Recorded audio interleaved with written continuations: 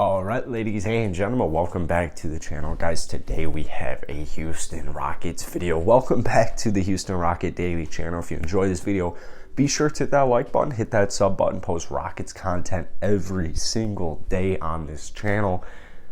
The Rockets, it's actually 2:30 already. So yeah, the Rockets play the Knicks in only an hour and a half from now. So by the time a lot of you guys watch this YouTube video, hopefully the Houston Rockets have 2 wins on the season. If not, they will have lost again for, I believe, 14 straight losses. So they're in a little bit of a rough patch.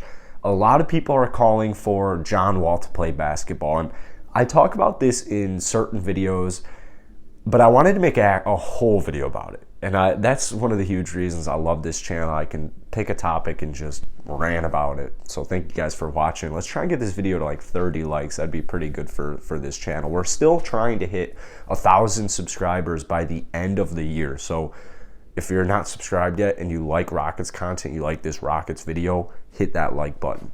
I want to talk about John Wall though, because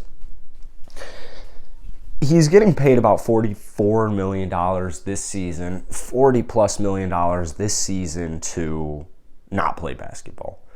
And it's interesting because you get both sides, right? Like Rockets Twitter will be like, you know, why isn't John Wall playing? Or I'm kind of glad John Wall isn't playing. For me, I'm in the stance of I'm pretty glad John Wall's not playing basketball right now. The creator inside me is like, I need John Wall to play, because creating basketball videos for the worst team in the NBA is not profitable. Like, you're not gonna make money. So, or for me at this point. So the Rockets losing 14 straight games doesn't do anything for me. It makes it so much worse. But the fan inside of me says there isn't really a reason for John Wall to play. I mean, I can't really think of a reason for John Wall to play outside of maybe like veteran leadership, but I was under the impression that John Wall was gonna kind of be at all these Rockets games, kind of like mentoring these guys, kind of like when LeBron James doesn't play a basketball game, he's on the bench, he's standing up, he's vocal, he's the leader. He's still the leader, even though he's hurt and not playing that game. For John Wall, I mean, it's not that situation. And I'm sure John Wall isn't the happiest right now. He probably isn't the most angry, because he's getting paid $40+ million a year to not get played, or this year to not play basketball, preserve his health, try to get back to the shape you were before your injury, which I think that's what might happen. Maybe not like 100%, but I do think whoever gets John Wall, they're going to be very happy they got John Wall. Although he is getting up there in age. So can the Rockets trade John Wall? That's really the main purpose of this video. I saw a rumor that the Heat were interested in John Wall if he got bought out. I highly doubt Rafael Stone buys John Wall out this year. It just doesn't really make sense to me with 2 years left on your contract. We're all under the impression that, and the assumption, honestly, that John Wall, when this season is over, accepts his player option worth, $44+ million to come back to the Rockets, and that is probably when you see John Wall get bought out. So I know it sounds crazy, but I actually don't think Rafael Stone, the Houston Rockets, have an issue or have much of an issue with letting John Wall just kind of be there for the worst case situation. Hopefully they're not just planning on that. I don't want that to just really be the plan, because if that was the plan, why'd you trade for him? But at the same time, Russell Westbrook, all that stuff, pre-John Wall's arrival. So can you trade him? It's not looking good.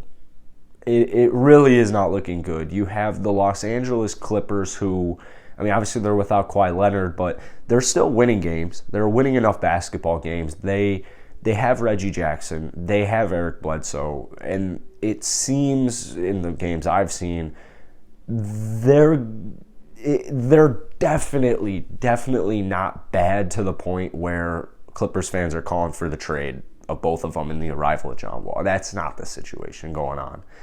Miami Heat, They got Kyle Lowry. They definitely don't need John Wall. It was kind of interesting to see the Miami Heat be interested in Wall if he got bought out, because that would mean he'd have to come off the bench. I mean, they have, not only do they have Kyle Lowry, but they've got a ton of different guards like Victor Oladipo as well.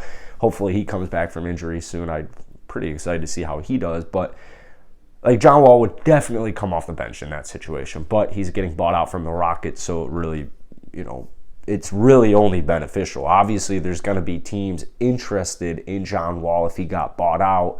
That's the whole contingency, is if he got bought out. It's not when he gets bought out. It's just if John Wall got bought out, I bet there would be a ton of teams interested. But trading for John Wall, trading for that contract, it's a huge risk. It's just a huge risk that I don't think NBA teams are going to be willing to take that risk unless they're just completely desperate, which I don't think happens this year, and that this is the year they would need that to happen. So I look at, we can keep the list going. Look at a team like the Knicks, who are another favorite to land him in the offseason via trade.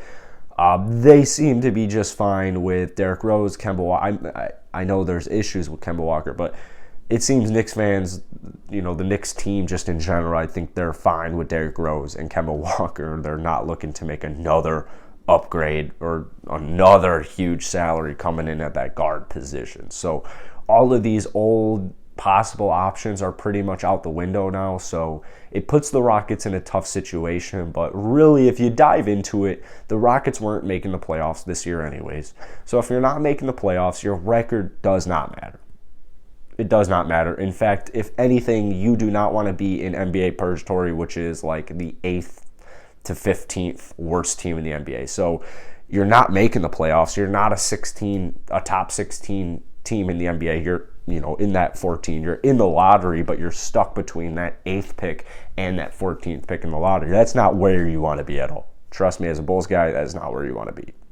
You'll get stuck there. So for the Rockets, hopefully you're tanking for Chet. Hopefully you're tanking for Paolo. It's a little too early to get into those kinds of talks, but here's the thing. When the clock hits 2022, in just 5 weeks from now, that's going to be the thing to talk about. I know it sounds crazy to talk, like I know my boy Swaggy posted a video. I didn't see it, but it was like, I think it was way too early, Rockets draft for next season or something like that.